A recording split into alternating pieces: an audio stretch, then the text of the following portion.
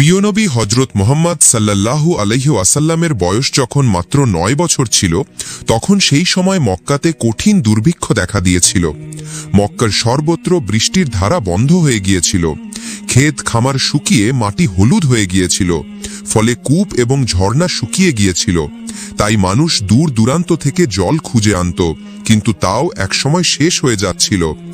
যখন এই দুর্ভিক্ষ দীর্ঘস্থায়ী হল, তখন কুরাইশদের সর্দাররা একে অপরের সাথে আলোচনায় বসল। একজন বলল, এখন আমাদের সবাইকে মিলে কোনো সিদ্ধান্ত নিতে হবে। যদি কিছু একটা না করি, তাহলে আমাদের ঘর বাঁচবে না, আমাদের সন্তান এবং আমাদের পশু সবকিছুই মারা যাবে। তার কথা শুনে সকলেই পরামর্শ করল এবং পুরানো প্রথা অনুযায়ী পদক্ষেপ নেওয়ার ইচ্ছা করল। তখন অপর একজন বলল, তাহলে একটা বড় পাত্র নিয়ে আসো এবং তাতে পশুর রক্ত রেখে হাত ডুবিয়ে শপথ নিই, যাতে আমাদের সমস্যা দূর হয়ে যায়। অতঃপর একটি বড় পাত্র আনা হলো এবং তাতে রক্ত ভরা হলো।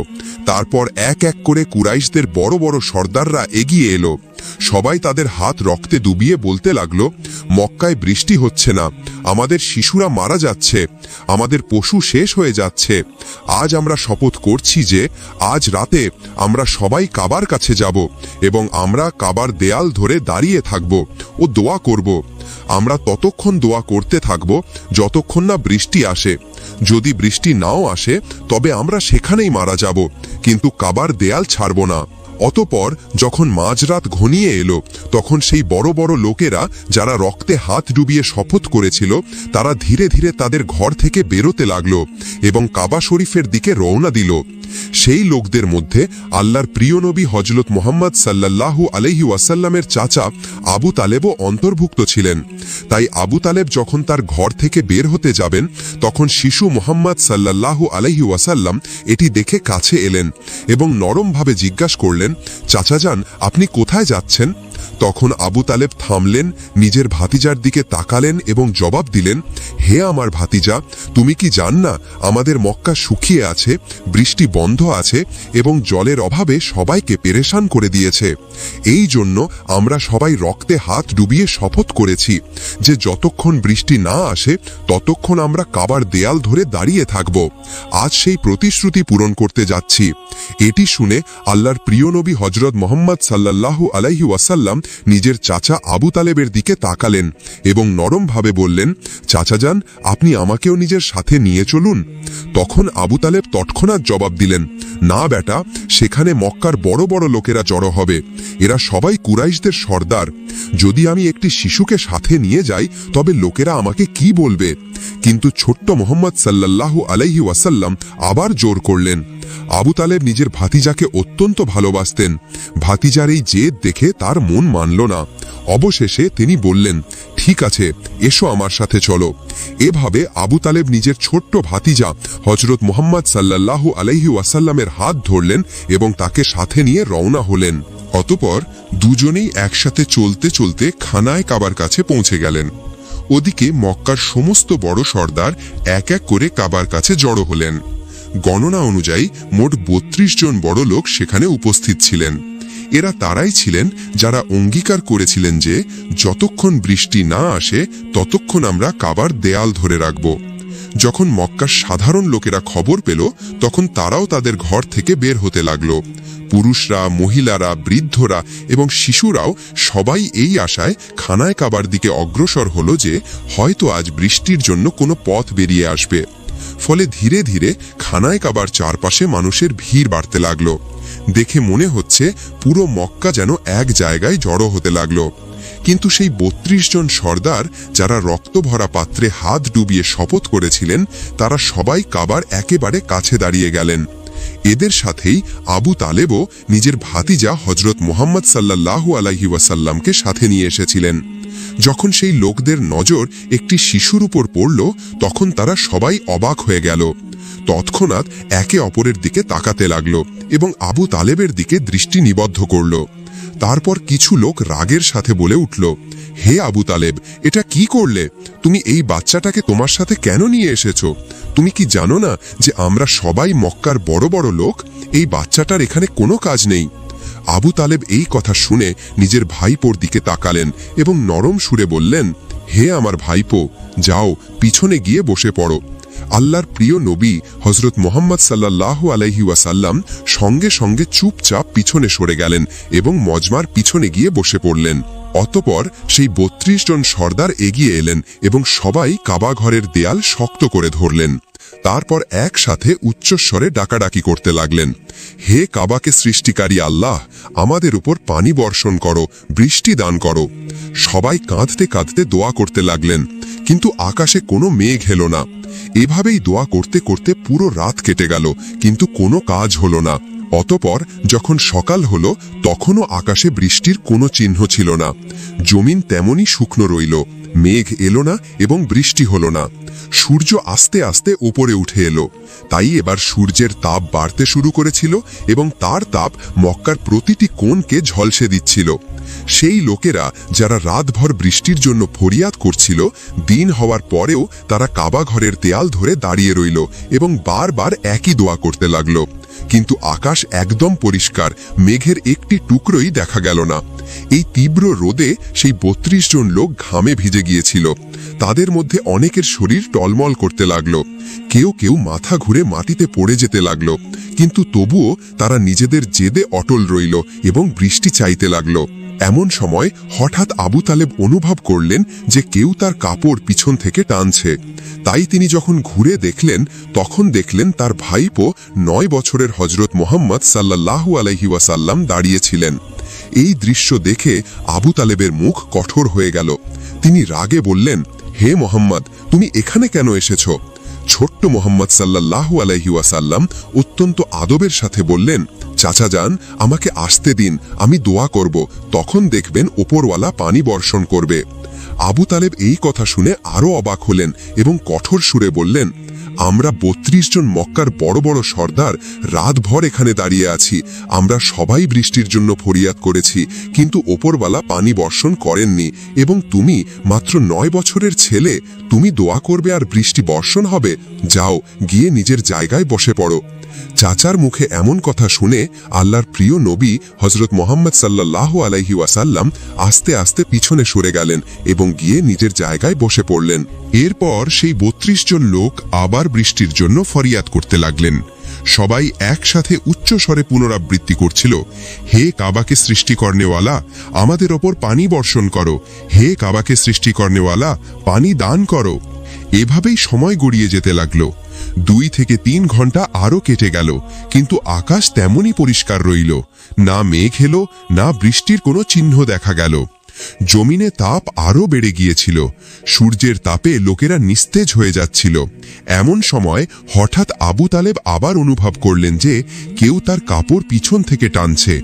তাই তিনি ঘুরে দেখলেন আবারও ছোট্ট হযরত মুহাম্মদ সাল্লাল্লাহু আলাইহি ওয়াসাল্লাম দাঁড়িয়েছিলেন।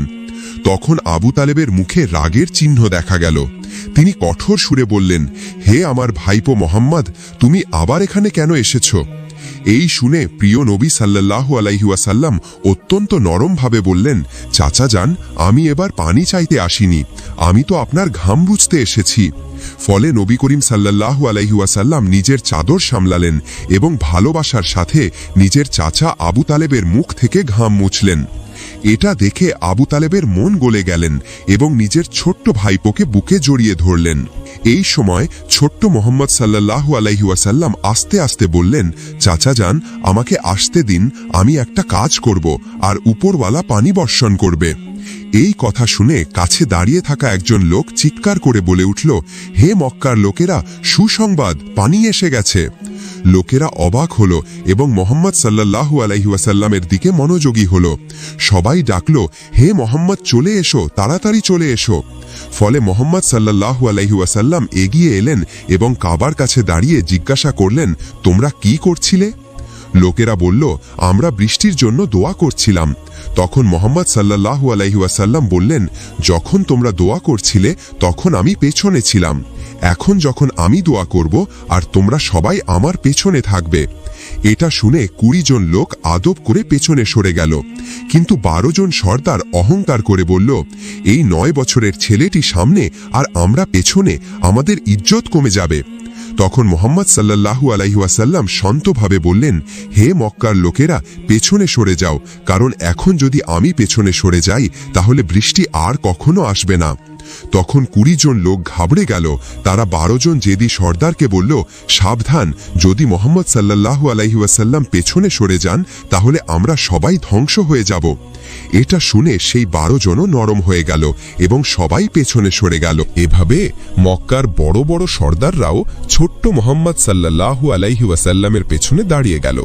সর্দাররা বলল, হে মুহাম্মদ সাল্লাল্লাহু আলাইহি ওয়াসাল্লাম, এখন তো আমরা পেছনে চলে এসেছি, এখন দোয়া করুন।